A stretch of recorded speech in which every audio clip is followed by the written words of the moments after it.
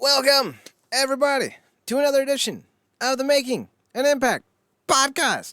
I don't know, I'm talking like that. That was weird. You're weird. I'm your host, as always, Chad Porto. Joining me is I want to say a word, but I don't know if I can pronounce it correctly, so I'm just going to say the Zach. Superfluous? Well, now I want to know what word you're trying to say. Superfluous, right? Superfluous? Superfluous? Like, you know, a high school yearbook superlatives? Oh. Damn it, what is that word? Superlative? Superlatives, that's what it is. The superlative Zach Duncan. He's so nice, we had to give him all the superlatives. Best hair, most likely to succeed, biggest loser, best dork in class. Gets them all. He gets all the superlatives. He's Mr. Superlatives. Which actually makes sense considering how many goddamn nicknames I have for you. Mm-hmm. So someone I knew in high school wanted to nominate me for biggest rebel, I guess. And I was like, why? He's like, because you just sit there and you don't give a shit about anything else. It's like, yeah, that's fair. You are the inspiration to Kid Rock's Devil Without a Cause. Devil Without a Cause went platinum. Yes, you did, Zach. Yes, you did. So we are in day 437 of lockdown. I've taken to naming my toenail clippings. Ah! It's the most logical step when you reach this peak point in the cabin fever. Of course. By the by, you cannot mention cabin fever by speaking it. You may only do it through the Muppets song. We got cabin fever.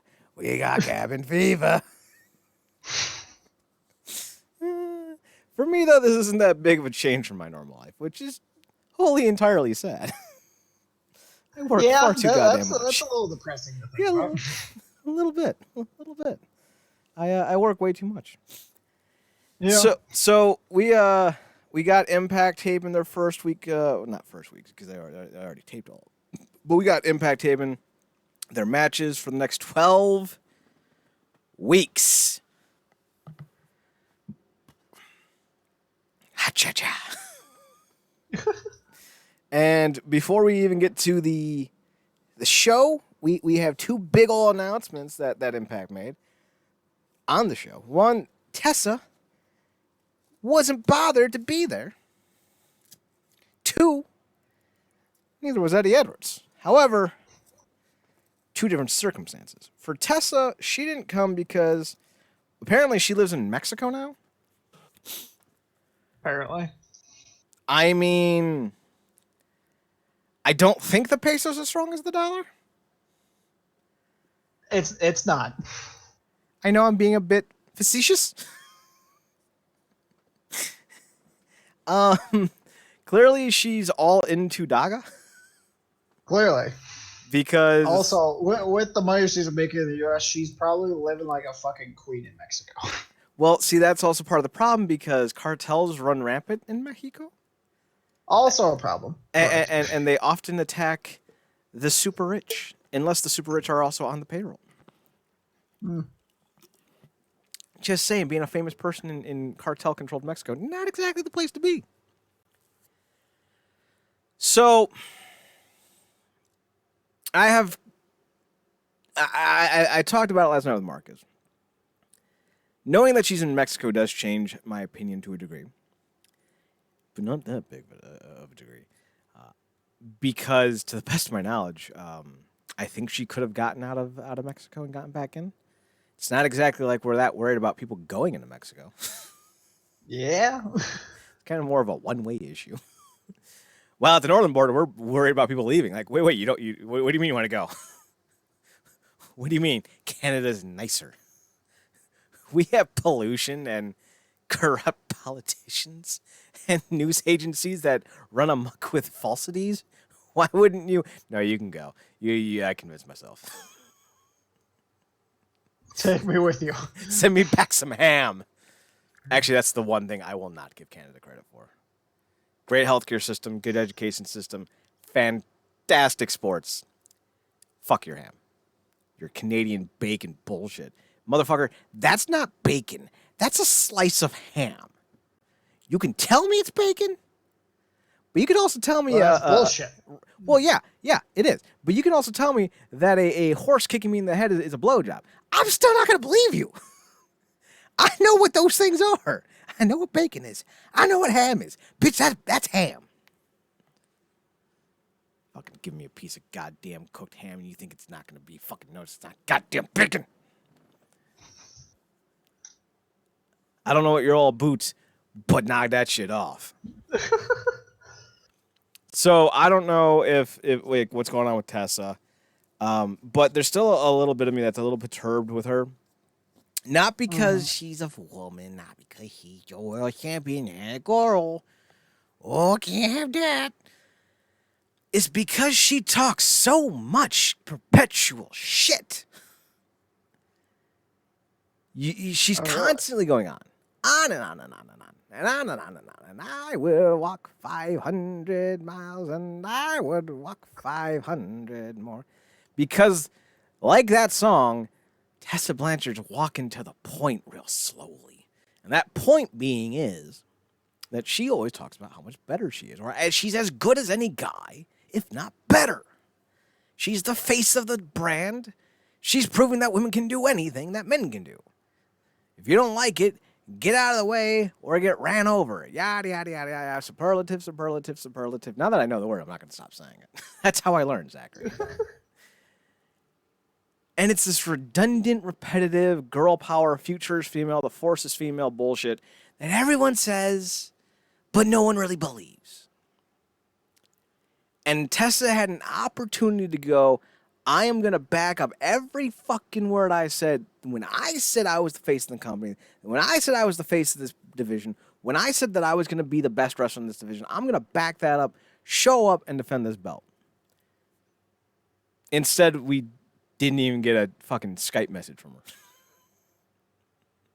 We got a tweet. Apologies that I didn't travel to Rebellion.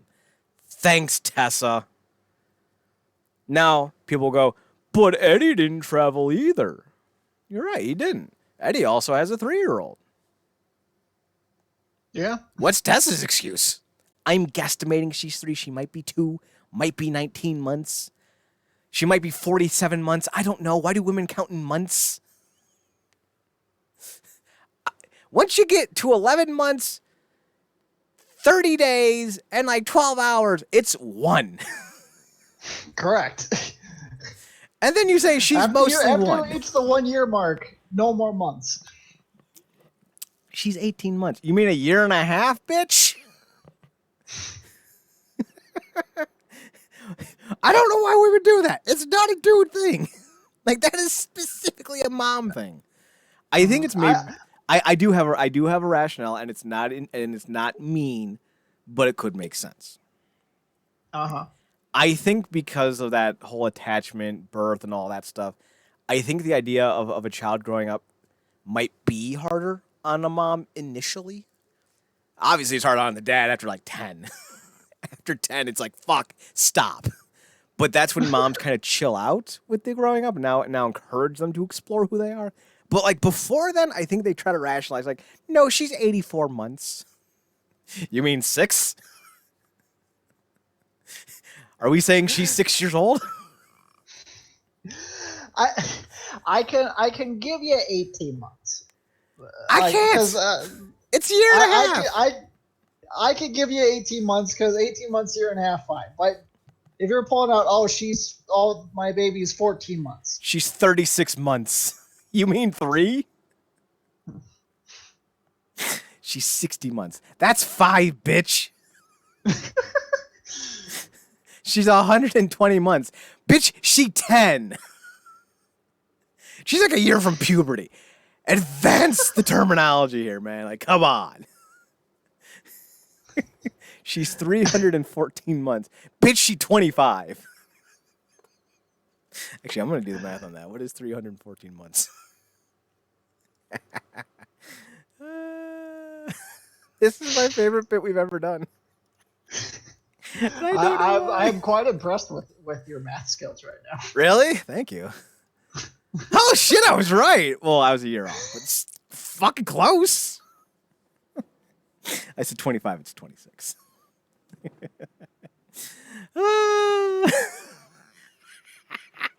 Chad do math good.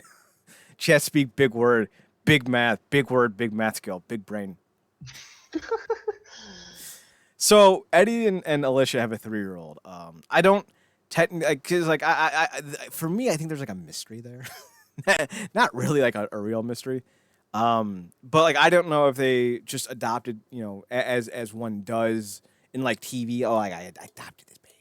Because most people I know who adopt end up adopting someone they know's kid. That was bad English. Someone's child that they're already like know of, like an aunt, an uncle kind of thing, like adopting their niece or nephew. A friend of the family adopting their friend's daughter or son.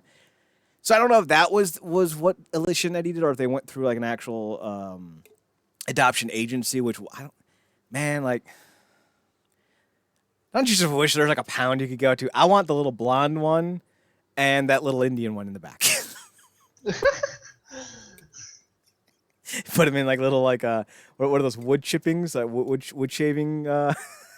Is that what the puppies are in? Like the wood shavings, little containers. Oh, okay. There's like a 14-year-old. Why are we putting puppies and or babies in a wood chipper?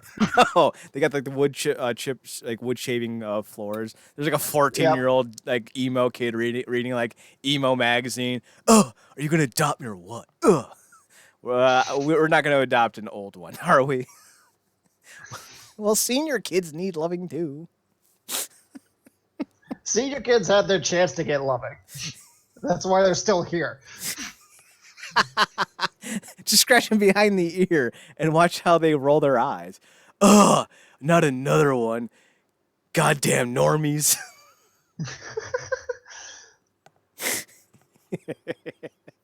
This segment's falling off the goddamn rails. A little bit. Just completely off the goddamn rails, man.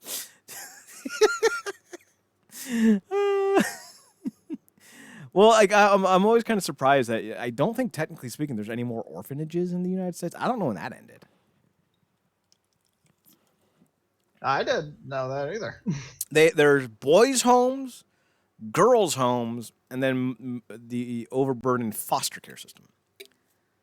Mm-hmm. But as far as a flat-out orphanage goes, yeah, I don't think those exist anymore. That's gonna be your internet homework for the night. Do orphanages still exist? If so, how can I own one and only have Zach as my dependent? Mr. Porter, we have 6 kids that you're gonna need to take in. I look back behind my shoulder at you. We're at capacity. Is this a scamster? What? Scam? No. What? What? No. Sir, why do you sound like Mark Wahlberg in The Knowing? Or in The Happening? What? Me? What's with all the bees? Close the door real slowly. What's with all the bees? I've never seen The Happening, but it's just like, what's with all the bees? It makes me so from Mark Wahlberg to Nicolas Cage.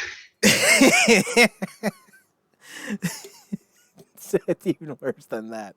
So Wahlberg's in the he's a high school science teacher,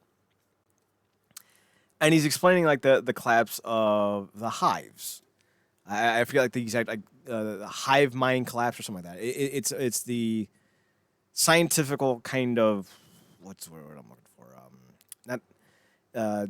Phenomena that is occurring with bees over the last 20 years and why they're disappearing. And he's telling the class, and the class doesn't care, and he just goes, "Why doesn't anyone care about the bees?" And like no one says anything. And then like the very next scene, the dude gets ran over by his own lawnmower on purpose, and it's like, oh, okay. I guess this movie's just gonna go in all the directions today. John Leguizamo kills like 6 people in a Jeep because there's a tear in his Jeep roof.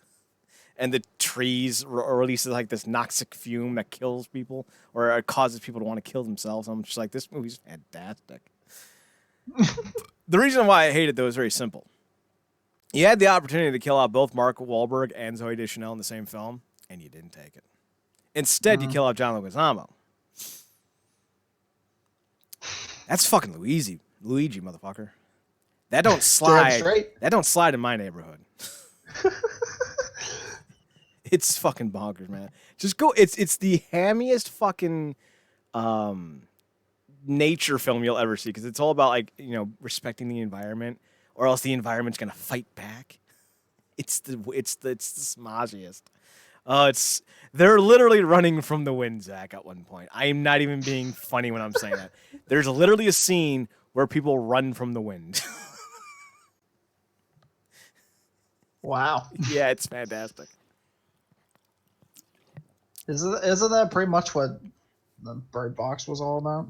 I don't fucking know. That movie was trash too. That movie sucked. No, I think Bird Box was like a monster that if you see it kills you. Yeah, it was essentially. I feel like Matt Pat had the best answer for it. It was fucking Cthulhu. It was Cthulhu. You see it, you go fucking insane and kill yourself. That or Monday Night. Cthulhu. Yeah, that too. Here's what Bird Box was. Bird Box was, here's 90 minutes of all the terrible shit we could throw at Sandra Bullock so that she'll finally love her children.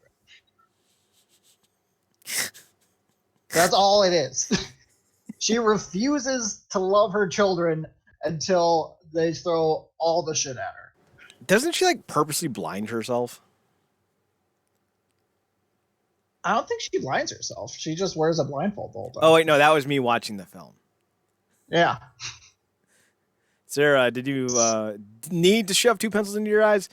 It was Bird Box. Bird Box, man. It's Bird Box.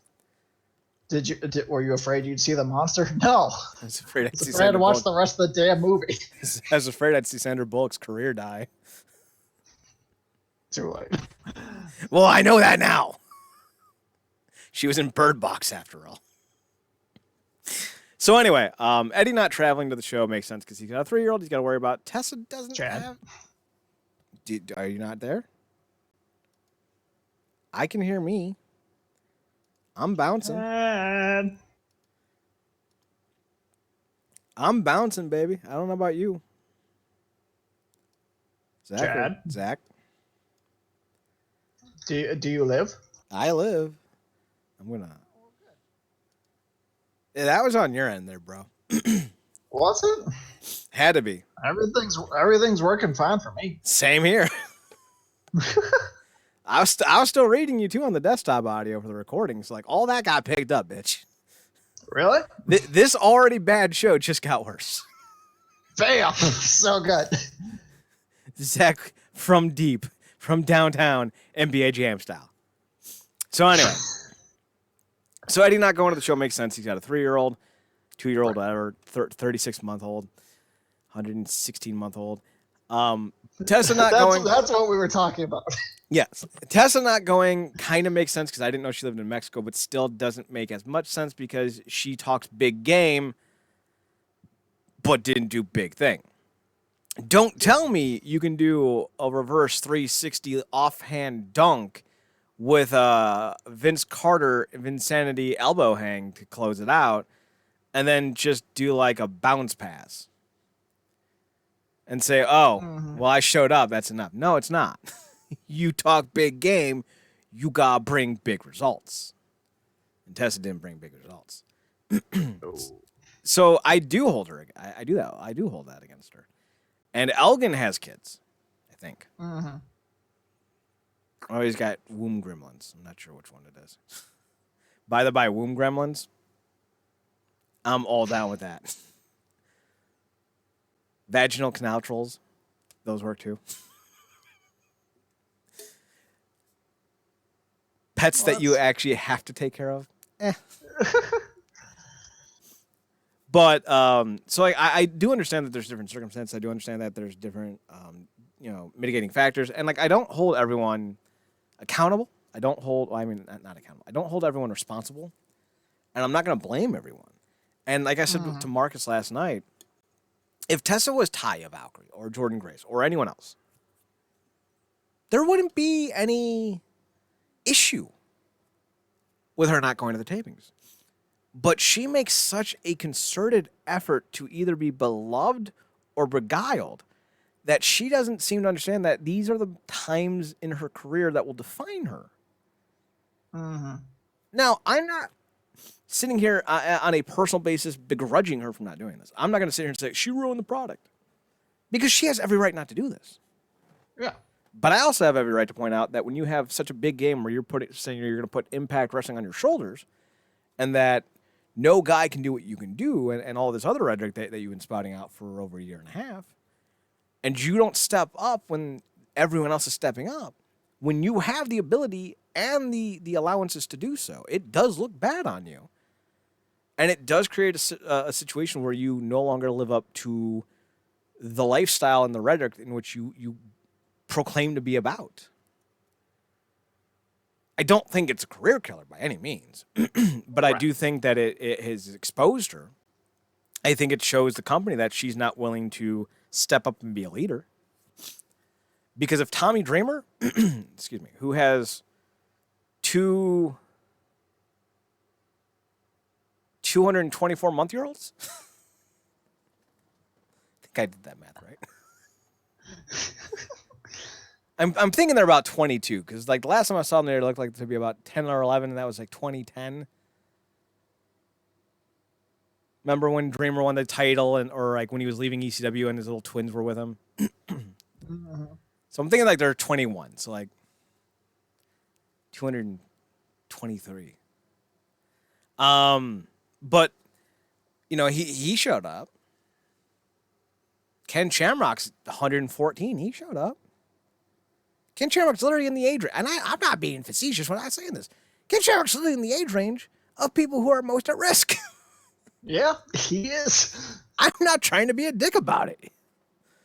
I mean, hell, even Josh Matthews showed up. Not that he's at risk, besides being humiliated by his off-screen and on-screen wife. Well, not technically on-screen, but like Madison Rayne should be arrested for the violent nature in which she murdered Josh last night on commentary. Hey, No, man, this is. It would have been fun. Never would have happened if they didn't insist on making her a heel commentator. I don't think she's being a heel commentator, because I find myself agreeing with her. I mean, it's hard not to. The best was, no, Josh, I will not Impact TV and chill with you.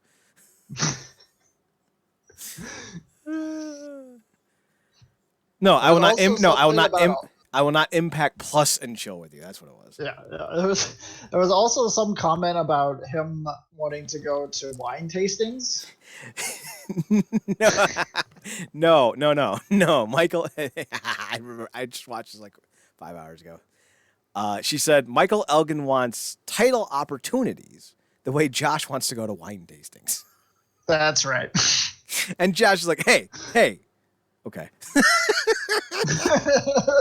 Because like, fuck, what are you gonna do? You just got dribbled, dude. What are you gonna do? Fucking A, man. Fucking A. So when it comes to Tessa and Eddie, I think they're both held to different standards because they're both deserving of different standards. Tessa's the world champion. Eddie's not. Tessa's supposed to be the face of the company. Eddie isn't. Tessa's been proclaiming that in real life that she's, hot shit. Eddie's kind of like, I like wrestling. Different standards, man. If Tessa had a 3-year-old kid that she adopted, I would be much more in favor. Because in fact, if Tessa had a kid, or if Daga even has a kid, my complete sentiments would change. Because while I don't always believe that children need to come first, listen, dude, you're 14. Mommy and daddy are going to go to a hotel for the night to have the sex. You can stay home and eat your goddamn Hot Pockets, not burn down the goddamn house. You hear me, you little troll? All right, I love you, kid. I'm going to be a great dad.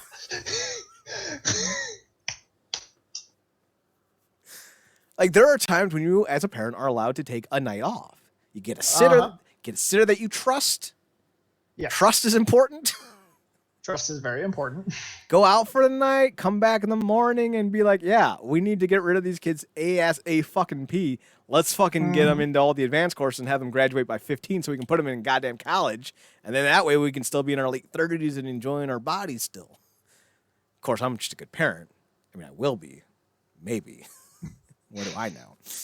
But when it comes to having kids at that age, like when they're 3, 4, 5 years old, it's got to be all about the kids because they're too stupid to do it themselves.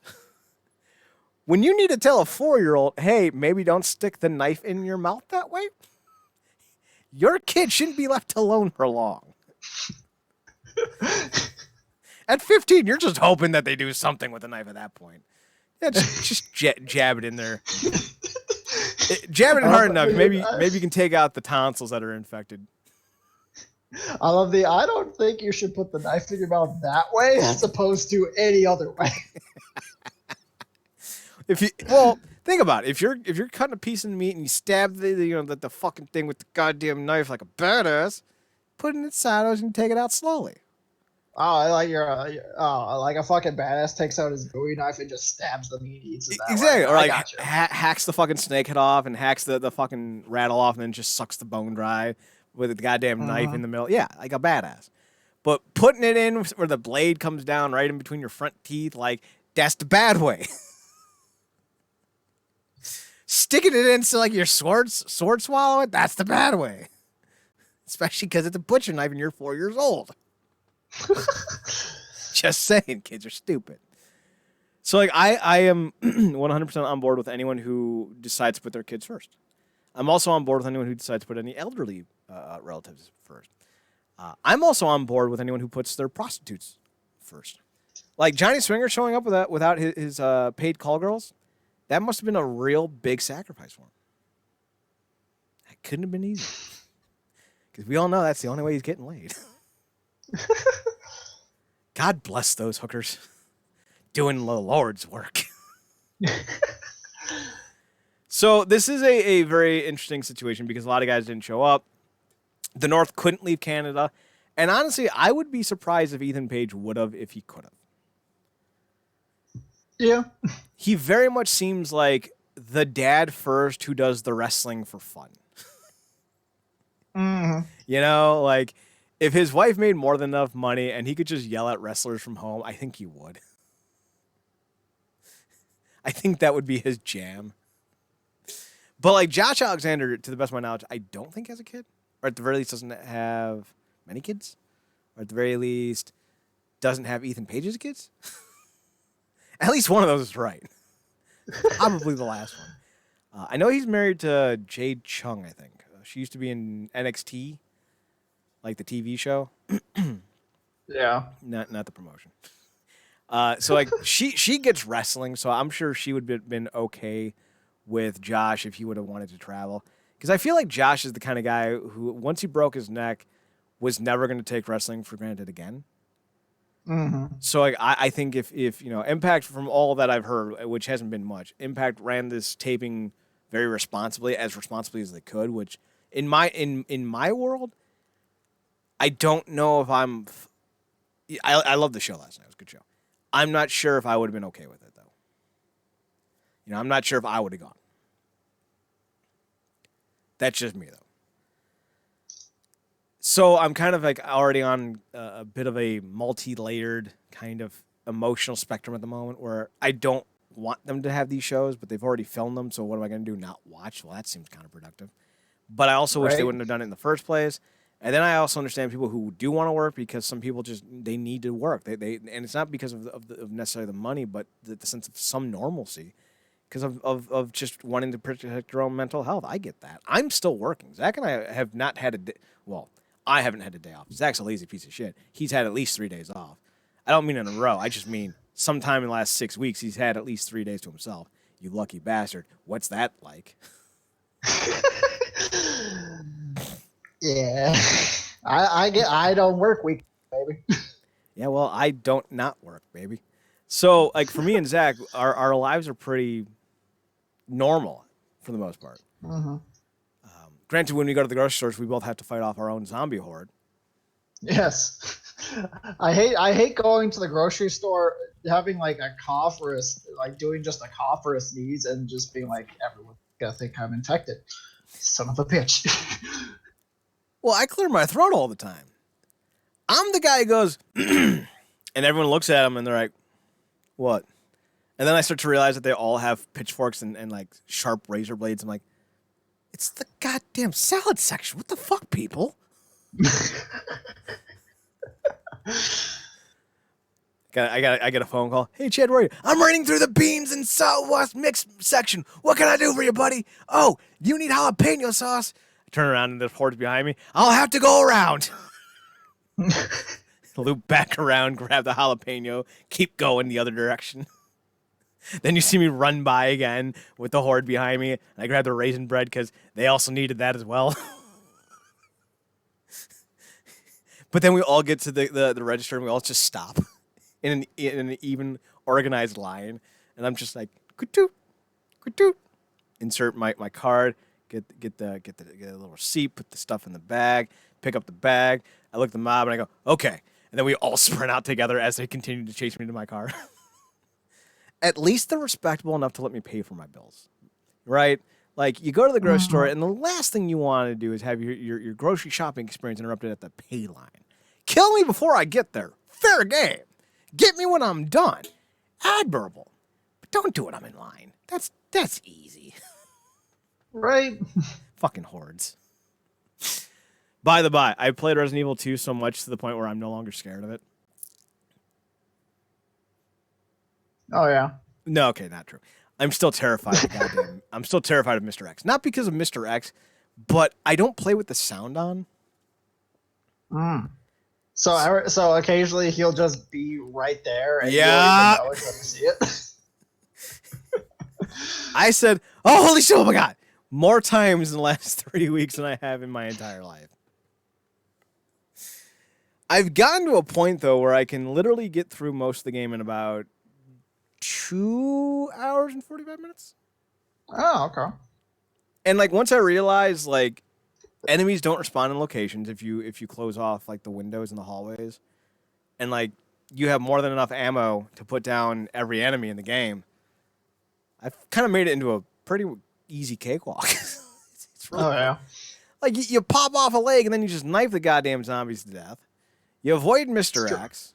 Right? You avoid Mr. X. You walk through the hallways in which you know the liquor's at, and the liquors are only ever in 2 fucking hallways. 3, technically. Yes. It's like you know where they are, so you just you treat it like a goddamn school zone. Warning, liquor crossing here. and then like once you get down past once you get into the sewers, Mr. X is no longer in the goddamn police department. It's like you can fucking do whatever you want.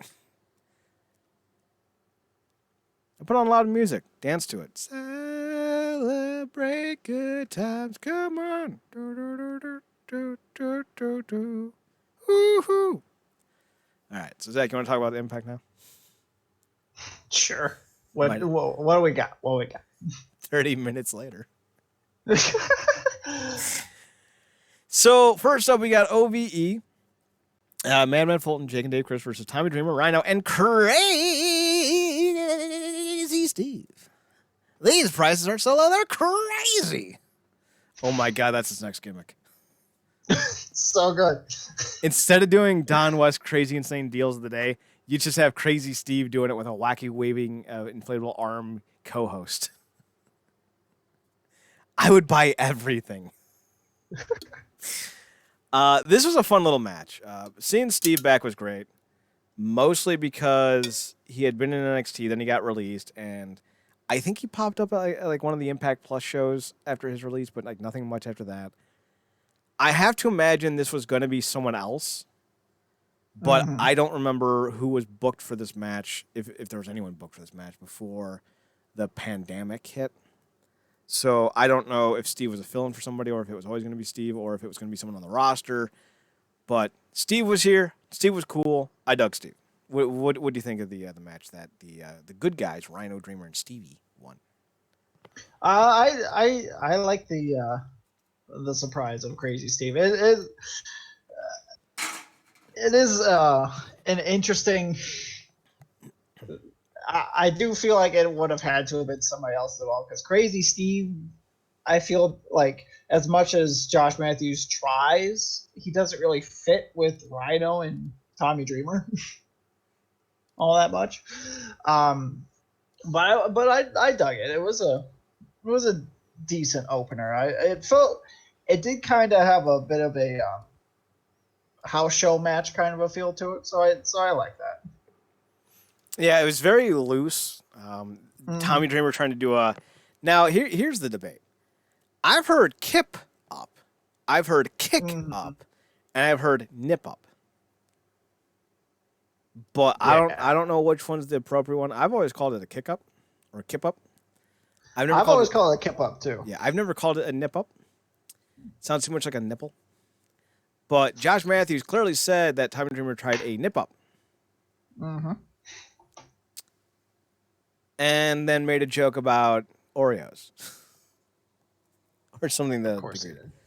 it was something to the effect like Tommy Dreamer like goddamn I forgot where I read this at, but it's something to do about Tommy Dreamer would eat like a whole thing of Oreos or something like that. I'm like, well, duh. Like let's like duh. He's I he's mean, very pro junk food. yes, absolutely. No, and that's not to say that if I had a thing Oreos near me, I wouldn't. I'd probably eat all of them just periodically throughout the day. Because if there's food next to me, I just have to eat it occasionally until it's gone. I like how you try to phrase it like it's this big detriment thing, but you phrased it in such a way that sounds like a human being. When there's food next to me, I have to occasionally eat it. Really? Like when you're hungry? No, as in it's there and it's just But now I'm that's just going to eat it. but that's not what you said though. You said occasionally. Yes, as in I'm not eating it just all at once. It's just it's there, and every like half hour or so, there's another one up, and there's another one, and there's another one. And 12 hours later, you've had 3. You bastard. Eddie's on the talkie. He's talking to Josh Math, and he's all like, "Yeah, if it was just me, I'd be at Rebellion because there ain't nothing I love more than wrestling. I love Impact. I love the wrestling. I love the wrestling with the Impact, and I love the Impact that wrestles. But I got a little Impact wrestling kid now, and that little Impact wrestling kid is Ms. Mel Hulk kid, and Alicia won't let me, I was waiting for that. right? Like that would have been such a funny thing for like Eddie be like, I'm gonna be there for night 2, and then Alicia pops her head in like a scene from fucking Forgetting Sarah Marshall. No, he won't. I've already bought a ticket. Already canceled the credit card. I already got a car. Already slashed the tires. Like that would have been fucking hilarious. Eddie's got like 1,016 different ways to get there, and Alicia has 1,017 ways to prevent him from leaving. Oh, that would have been great. I can't have nice things, though.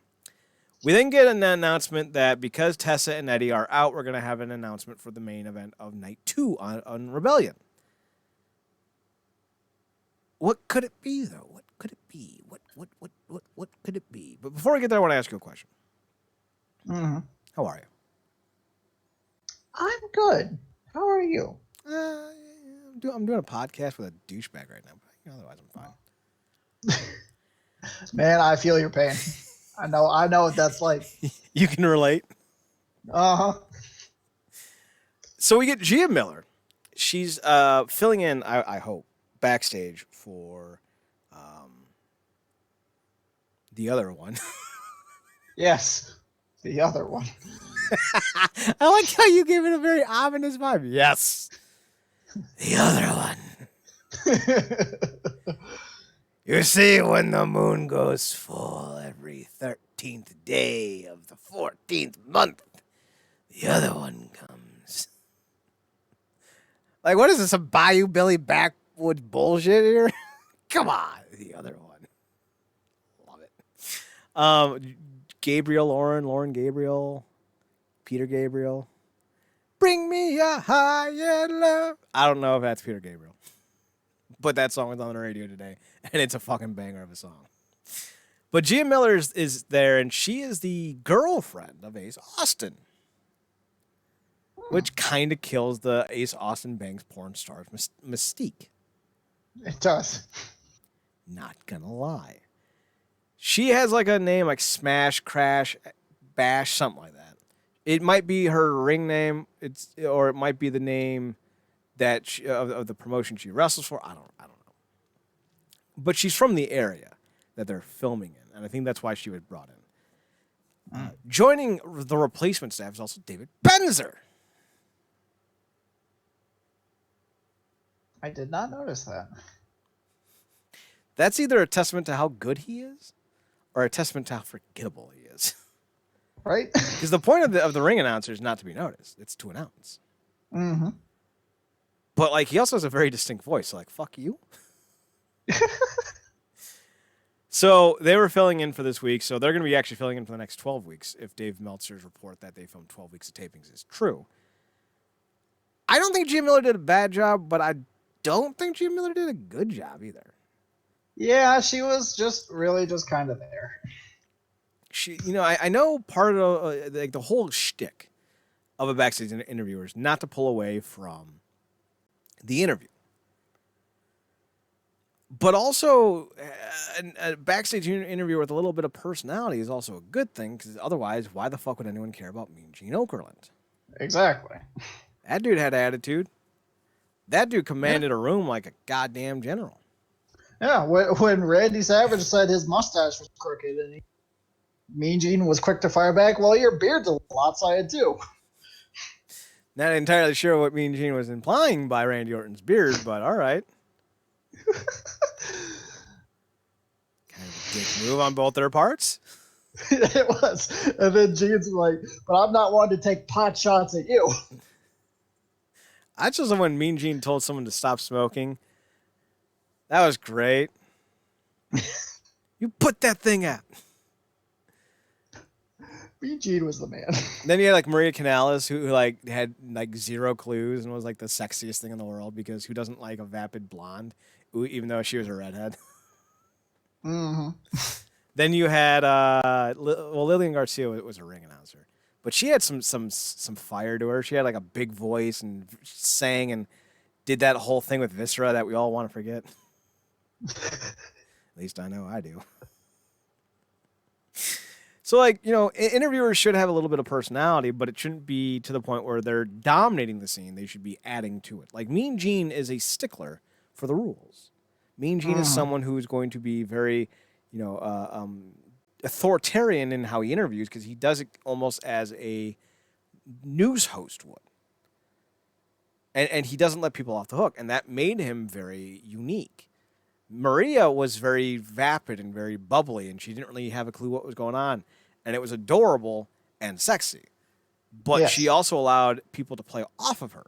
Now, the point of being an interviewer, I think, is to have a static character, to have a static personality that no matter if you're big or little, no matter if you're dumb or smart, no matter if you're aggressive or passive, you're always that way. Jonathan Coachman was always the whipping boy. It didn't matter if it was The Rock, Stone Cold, Triple H. His whole shtick was he was going to be bullied. And it added a lot to the performances of those around him.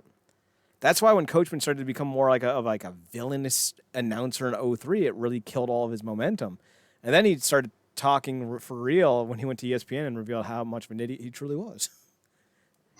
It's like, best to leave your mouth shut and make them think you're dumb than to open it and remove all doubt. Jonathan Coachman, 1840. So I think Gia Miller needs to find that personality of hers, whatever it is. I think super fangirl would be a very interesting thing to go with, because it would allow people to kind of like play off of her in a very different way. But also, I love the Walter Cronkite, I asked you a question, Rhino, and I'm gonna hold you to it. So, like, I don't know. Like, be unique with it, but also don't be too big with it, if that makes sense. Find your niche. I have a niece. I have a niche. Niece. Drinking sign. Eric plays with Mr. Matthews with squirrels. Squirrels. So Elgin's with Gia Miller, and he's like, I'm going to do the thing, and next week I'm going to do the thing and become the champion, even though there's no one here. And Gia's like, how are you going to do the thing with no one here? And Elgin's like, bitch, well, you better watch. It's going to be interesting. I mean, to be fair, only man that showed up. If they gave it to him by default, I won't be mad at it.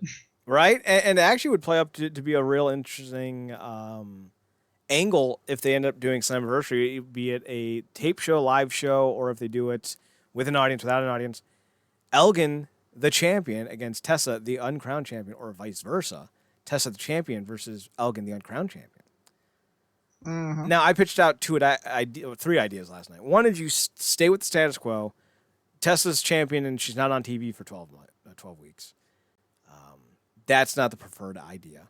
But I also don't want to get into a situation where we're punishing people for worrying about their health, despite the fact that I think Tessa had an opportunity to impress people with her dedication and her willingness to be a leader. I think that only hurts her image. I don't think it hurts her standing. I don't think it hurts her enough to warrant stripping the title from her. You know what I mean? Like, I don't feel like punishing her is fair. I just think she missed a golden opportunity. Yes. But I agree. It's I can't hold it against her for not coming in during this whole pandemic crisis that's going on. But crises. The crises. Someone get Stephen Amell. We need him to die for this crises. Still haven't watched that. It's terrible. It's so bad. So disappointing. God, they got you like the first couple crossovers. Like, we're gonna be really good. Got to keep watching us. And I'm like, okay. Beat up Nazi versions of yourselves. All right, cool. I'm totally in. Then this, and then I'm like, oh, I'm totally out. Anyway, my point was, if this was 2 or 3 weeks, or even a month or 6 weeks, I wouldn't take the belt off Tessa, even if she didn't show up. Right. Because I acknowledge this is not an easy time for all. Mm-hmm. And even though if I was saying all the things that Tessa was saying, I would feel inclined to show up because I would want to prove that I'm the guy or the girl in this case. I don't feel like not delivering that end of your internal responsibilities is enough to warrant taking the title off you. However, if the 12 weeks of content is true, you have no choice. If it was just 6 weeks, that's a different story. But it's not. It's 12, allegedly. Mm-hmm. And I feel like that case, you need a new world champion. Now, that takes us into the second of 3 possibilities. The first possibility is just leaving Tessa as champion, not doing anything, and building up to her next title defense in 3 months. Because that's how long 12 weeks is, 3 months. My math is superb. So good. So on point. So good.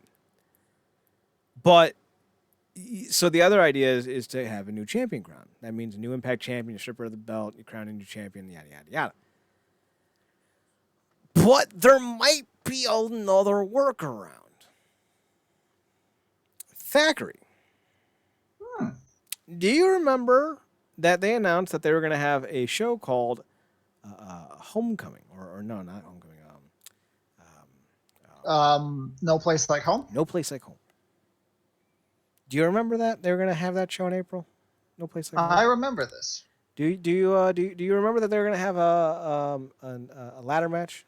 Not a ladder match, a King of the Mountain match? I remember this. Do you remember what the King of the Mountain match was for? The Impact World Championship? Nope. Or was it? No. Was it it was the TNA World title. You got it. That's the first time in the history of me doing that bit that you've actually done what I needed you to do. It's a ceremonious day. Ceremonious. Ceremonious. There we go. There's an extra in that.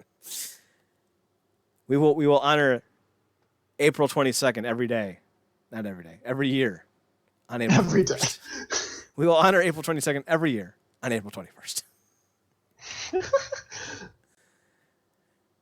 So the other idea, the third idea, would be instead of crowning a new Impact World Champion or just leaving things be status quo, say until Tessa is able to defend her belt, we're going to crown the first ever TNA World Champion for the first time since the last time. Yeah. Fun fact, I was being intentionally flippant by stating it that way. When was the last time that was you? 2017 when they crowned the GFW and the TNA World Champions into one Super World Mega Champion. It's been about Was it still TNA at 2017? Yes, because it went from TNA to Global Force Wrestling to Impact Wrestling. Or did it go to TNA to Impact Wrestling to Global Force Wrestling back to Impact Wrestling? I think the latter is true. No, I think the former is true. I think they went from TNA to GFW to Impact. But they had been trying to rebrand to Impact Wrestling since 2011 with Eric Bischoff and Hulk Hogan at the helm, but it didn't officially happen until like 2016, I think. And then the name changed. Nope, I think I was right. I think it was TNA to Impact in 2016, then the GFW into 2017, then back to Impact at the end of 2016, started 2017. God damn, that's a long time. Right? So many goddamn name changes. Either or, it's been about 3 years since we've had a TNA World Champion. I think that would be interesting. And I think it would fit Elgin as this rebel without a cause. Mm-hmm. Put the belt on Elgin, have him defend it on a weekly basis, build up to Impact versus TNA at Slammiversary, which is an idea that I pitched to you a few weeks ago, where you still have the TNA crew show up for the Slammiversary event. But, you know, of course, that's just, who knows if that'll happen.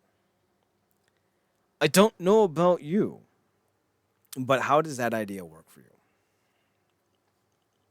I like that idea. It does alleviate. It solves the problem of 3 months without a world champion, because you never want to go that long. I don't care if you're fucking broke. You need to show up more often than that.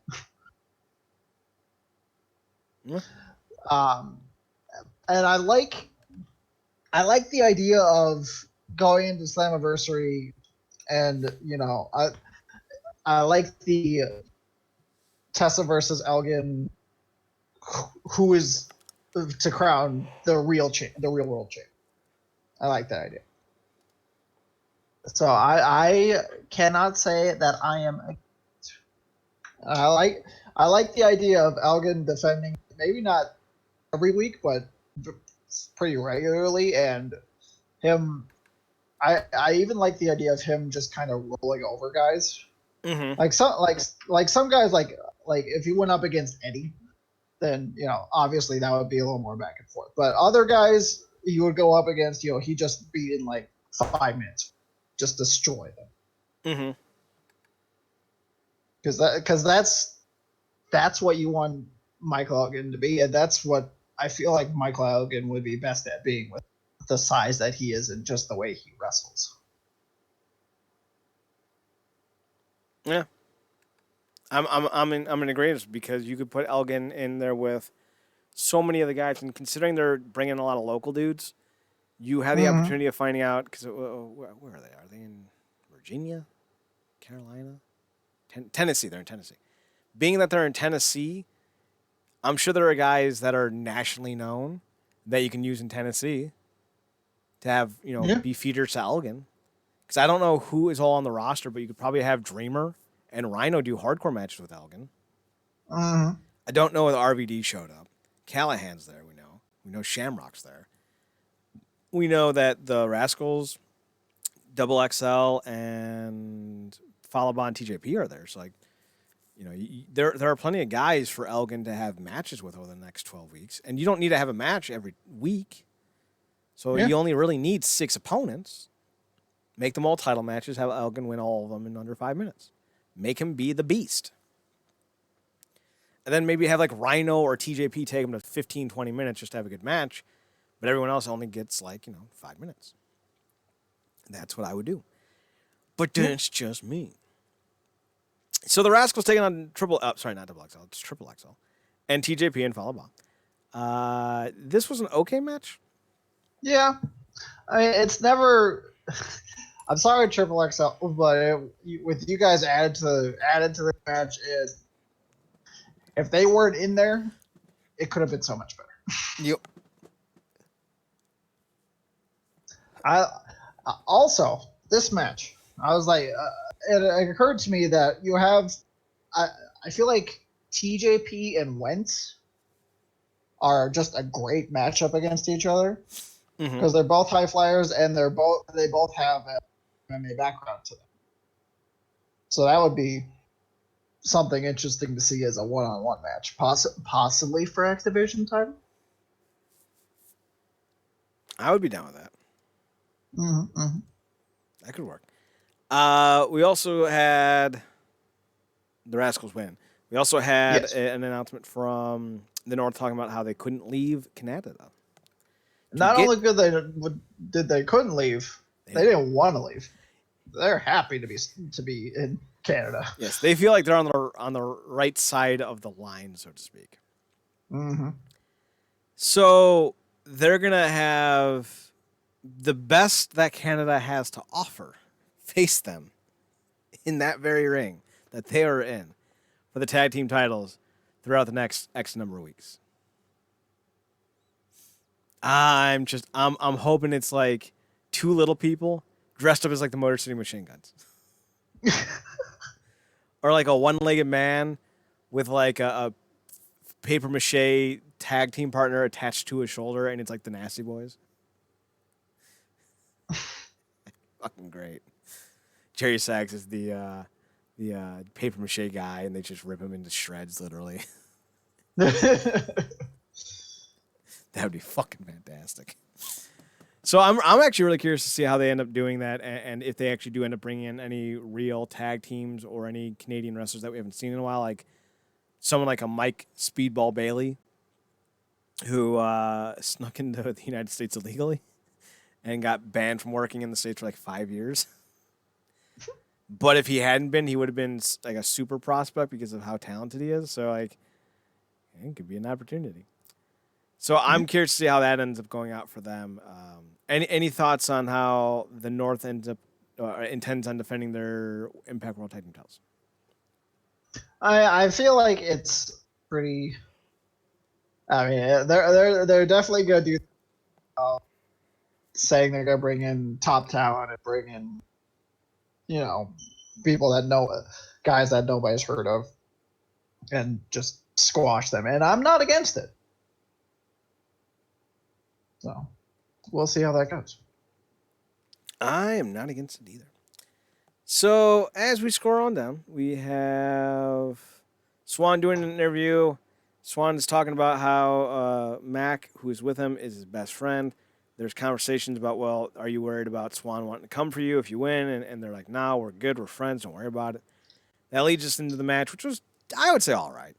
I wasn't overly impressed. And I think part of the problem might be Ace Austin needing to get better. Mm-hmm. I think they made the right call putting the belt on Willie Mack, which leads me to a minor segue to WrestleZone. And for all writers out there, don't put spoilers in the headlines, you cunts. No. I shouldn't have to say this, but for the love of all that's good and holy, don't put Willie Mack wins X Division Championship in the headline. One, I now no longer have a reason to click on your article. Yes, you told me everything I need to know. Yes. Two, for those who didn't see the show, we're just going to be pissed that you fucking ruined the show. Right? I very rarely like giving Raj Giri and Wrestling Inc. any type of credibility because they are awful. WrestleZone is not. But Wrestling Inc. will post title change on Impact tonight. That's not clickbait. It's exactly what happened. Now, if they only have one title change or any one title match, then all right. Fair. But that's under the assumption that there aren't last-minute title matches added to cards all the time, and there are, especially if you're tagging along. It's going to be a tag team title match, player. There's one person in the ring. The fans aren't even there. The one person's the janitor. Huh? Teddy Long's just doing his little fucking bobble dance. I on the same line, I also have to Impact Wrestling's YouTube channel. Did they spoil it? Yes. Just on the thumbnail, the title is Mac is the new X Division champion. Well, you 10 pounds of whores. don't do that. Right? I was just on YouTube looking, and there it was. I was like, oh, well, shit. I hadn't seen it. I am going to look to see if that fucking little ass fucking video has as many more than or less than number of views as all the others from last night. So let's see. Shamrock and Sammy has 75,000. Knockout Warfare has 51,000. Oh, look at this. Willie Mack, his new X Division champion, has 54,000. The fucking Crazy Steve has goddamn more views than Willie Mack winning the title. So clearly, your fucking usage of the spoiler didn't work. No. You 10 pounds of cunts. By the by, there's a song called Okie Dokie Boomer. Uh-huh. It's fucking hilarious and adorable. I'm going to send it to you.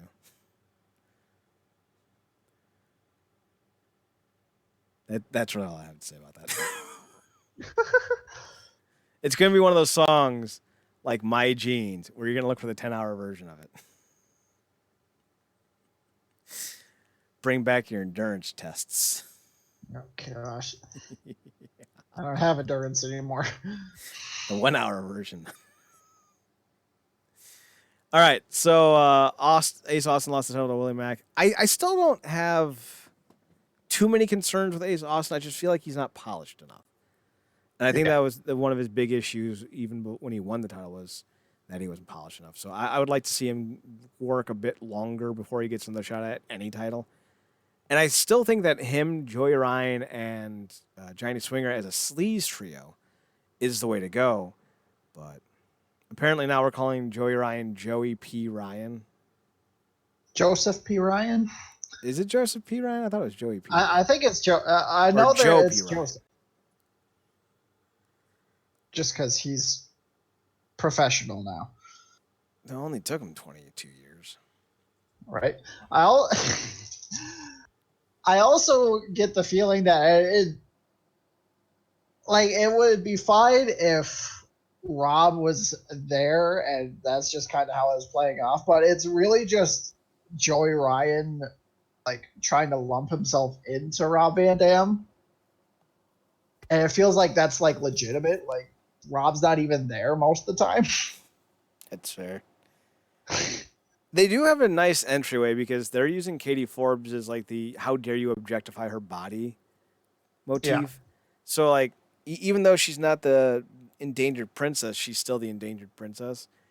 And I kind of like the little twist that they put on that little angle. I dig it. So Willie Mack wins. Swan and him celebrate. Yada yada yada. Johnny Swinger congratulates Willie Mack, but they get annoyed with him because he's Johnny fucking Swinger. Then Kiera Hogan took on Kylie Ray, and Josh Matthews doesn't realize that there are two T's and smile to the finish. Because he keeps calling it the STF, but it's technically supposed to be called the STTF. Yeah. So, be better than that, Kylie. Although I will say this. One, I've already said this, I'll say it again. I think she's cuter than Bayley in her mannerisms, her attitude, her persona. I do think if I was directing her scenes, there would be a lot more of a fluid nature. Because when I was watching the show last week and the way she stood up, she's like, you know what? You're not very nice. And there would have been an easier way to do that, a more authentic way of doing that, I thought. But I still liked the emphasis, Kylie Ray is so nice that she's going to apologize to you after she wins. Yes. That's great. Yeah. That's the kind of character work that more wrestlers need. Yeah. I was about to say, I feel like the main difference between Kylie and Bayley is that Kylie has more of that in-ring character work going. Mm-hmm. Where Bayley, before she turned heel, she would hug people in backstage segments, I guess, but she didn't really she didn't embrace the character, which is something that I feel like is not just Bayley, but a majority of wrestlers out there these days. Bayley violated social distancing rules. She also violated people's personal space. I can't tell you the number of people who were accosted by Bayley and her incessant need to be hugged. She's saying she was a heel all along. Yeah, I am. I'm saying that there's no such thing as good touch when you don't get consent. Bad touch Bayley.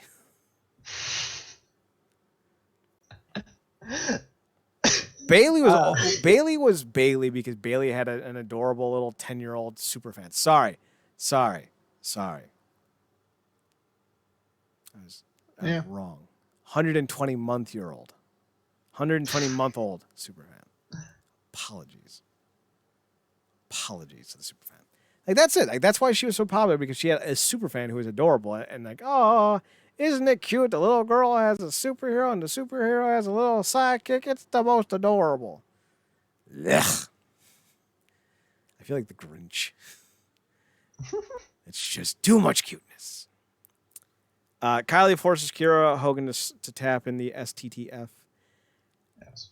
I enjoyed this match. I did too. Because, it was a good match, and there was great character work by both knockouts. Mm-hmm. I like this whole Kiera Hogan, like, you're not going to get over on me bullshit kind of attitude. And Kylie Rae's essentially a smiling girl version of Zack Sabre Jr. in the ring. Maybe not to such a prolific nature, but she's very technical and has the same type of body type, same type of frame, same type of athletic level, same type of onus on submission hold. So like it works. They're phenomenal. They're great chemistry together. I feel like the X Division title match in particular, that's the kind of thing that kind of let me down, is that especially when you have these empty arena matches, because obvious, pandemic can't have ice in the ring, but that's when I feel more than any other time really need to have your character showing through in the ring, because otherwise it's just otherwise it's just moves. There's no personality to what's going if you don't have those larger life characters coming through. I agree completely. I think when you set up a match, the onus should be on how would your character handle this. Yes. And I think that's one of the biggest issues with Eddie Edwards, is because he's been such a character wrestler for so long in his career that when he changed gimmicks, that it was so abrasive that some of the allure and impact of him as a performer was negated by his desire to try to be something different. I'm very much on the Eddie should go back to how he was camp, because that camp rules. Yes. Main event time, unsanctioned match. Basically, just their way of saying, we're going to make this into a fucking, what do they call it? Thematic match? Cinematic match. Cinematic match. Ugh, fucking hate that. Yeah, because I think they had like a top 5 cinematic matches. Yeah, fuck that. Was their top 5 this week. Fuck that. We should go back to reviewing the top 5s. Yeah. It won't be this week, because I didn't fucking... Top 5 must-see moments from Rebellion was the one from this week.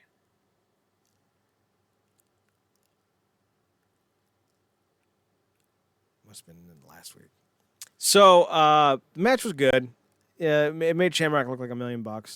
He ends up winning by making Sammy pass out to the ankle lock. Yes. Made him tappy. Tap. Just tap it in. But not before Sami Callihan betrayed OVE and attacked them with a baseball bat when OVE interfered on behalf of Sami Callihan after Shamrock had the upper hand. They then went. Then after Sami attacked OVE, they're like, "You want to do this outside?" And Shamrock's like, "Yeah." And they had Western music. That was so good. And then they walk out and take their positions, and the ref's like, "All right, and fight." I enjoyed it so much. It was so bizarre to have that, like, that stereotypical Western showdown music playing. But I would have loved it more if when they got out there, it like showed them at like two opposite ends of the lot, just like staring down at each other. Tumbleweed rolls by. It's so good. You're missing the best gag. So do all that, but also just have the music going. Doo-doo-doo, wah, wah, wah. Doo-doo-doo, wah, wah, wah, wah. And then Sam just goes, "Will you two shut up?" And it's the Deaners.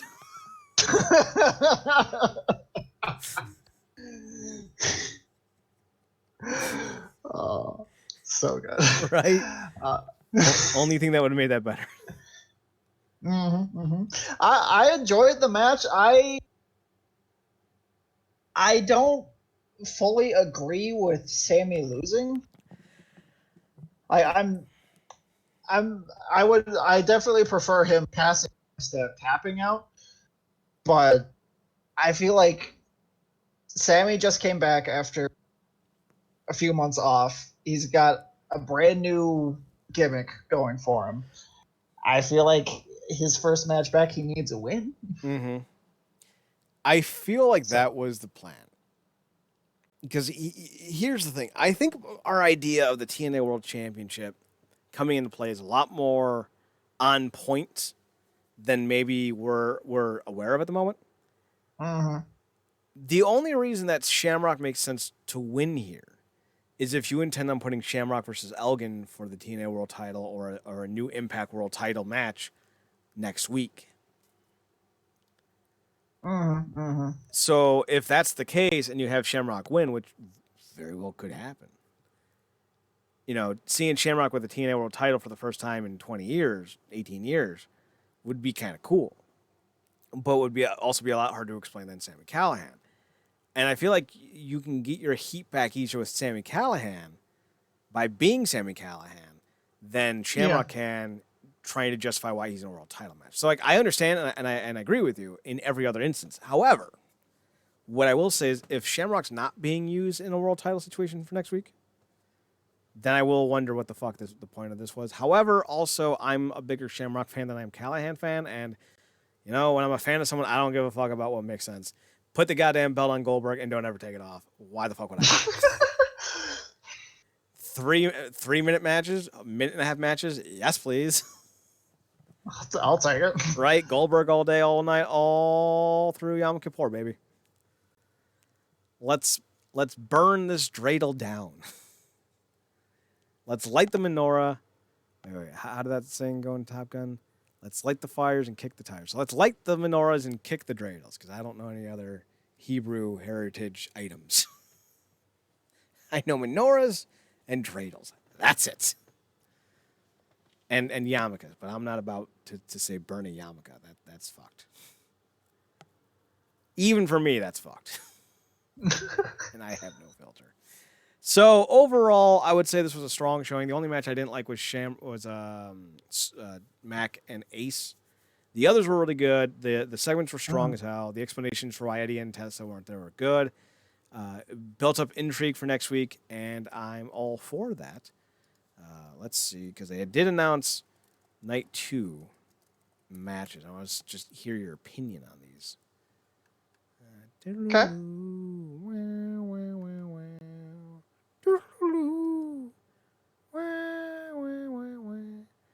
All right. We have announced Havoc versus Rosemary in a Full Metal Mayhem match. We have Chris Bay versus Suicido versus Trey versus Rohit Raju. We got Joey P. Ryan versus Cousin Jake. It's just listed as Joey Ryan, so I don't know if they're taking into account his new name, but here we are. And they announced that there was going to be an update to the Triple Threat World title match. Okay, so on Wrestling Inc., it does list him as Joseph P. Ryan. And then it announced the future of the Impact World Championship will also be addressed. So not as strong of a card. The four-way is going to be fun. The Full Metal Mayhem match will more than likely be your main event unless they do a world title match somehow. Yeah. And Joseph P. Ryan versus Jake will end up just kind of being a thing. Oh, and Moose has a special announcement that he's going to make next week as well. Ah, So that's your preview yes. for next week. I'm assuming the Full Metal Mayhem match is in of a Knockouts title match. It is not, because neither are Knockouts champion. Well, no, I mean, I assume that there was going to be a Knockouts title match, and then instead. Oh, yes, I believe you are correct. I believe that there was a Jessica Havoc Jordan Grace match. Mm. I think. Or was it going to be Taya again? Oh, yeah, I think you're right. I think it was going to be Taya versus Jordan Grace. Let's see if we can get the original Impact Rebellion card.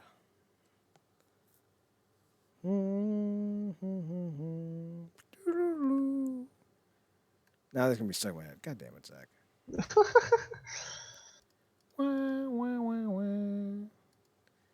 All right, so nope, that's not it.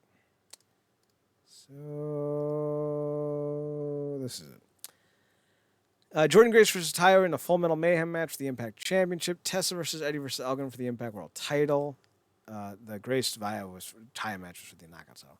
Ace Austin versus Womack for the Exhibition title. Shamrock and Callahan and Kylie and Kira. So I think all in all, you only have 2 matches that aren't the same. So Yeah. All in all, that's not bad. So, do you crown a new Knockouts champion?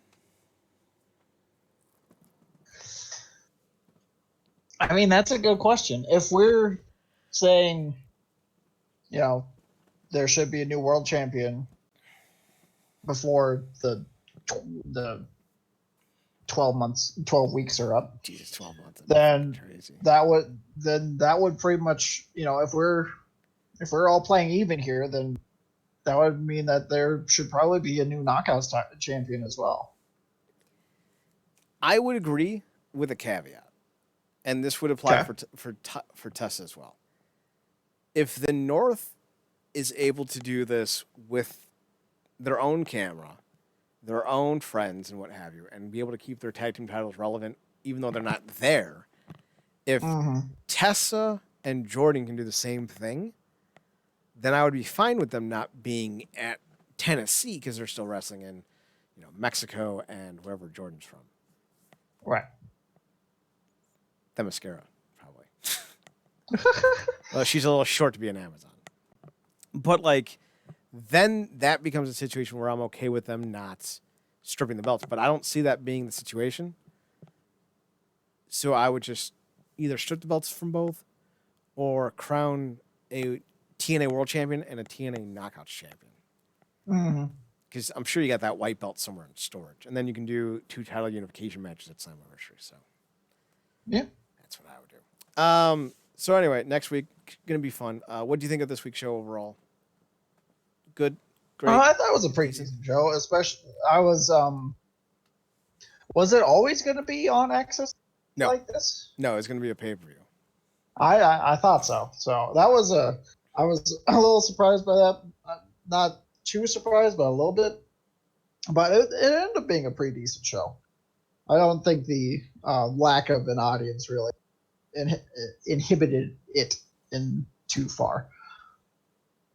I think it hurt the pops for the entrances. Yeah. But that's it. Especially, you have the surprise of return of Crazy Steve. You have the pop of Willie Mack winning the X Division title. You do miss those. Madison Rain bullying her husband. Yeah. Big pops for that. Huge pops for that. So, anything else you want to touch on before we call it a night? Because it's surprising this show lasted a long time. Yeah. Well, it took us a half hour to get to Rebellion. In my defense, I find you boring, so I have to entertain myself somehow. I mean, that's a solid defense. I like to think I have no objections. I like to think that. But no, I do not have anything on my plate. Okay. Well, we will let you all know what's going on for tomorrow when tomorrow rolls around because I don't know what our schedule is going to look like against my work schedule. I will send Marcus a text and let him know that there might be a issue with tomorrow's show. But beyond that, yeah, go to realnerdcorp.com, RealNerdCorp.com. We're on Twitter at NERDCORP. We're on Instagram at Real Nerd Corp.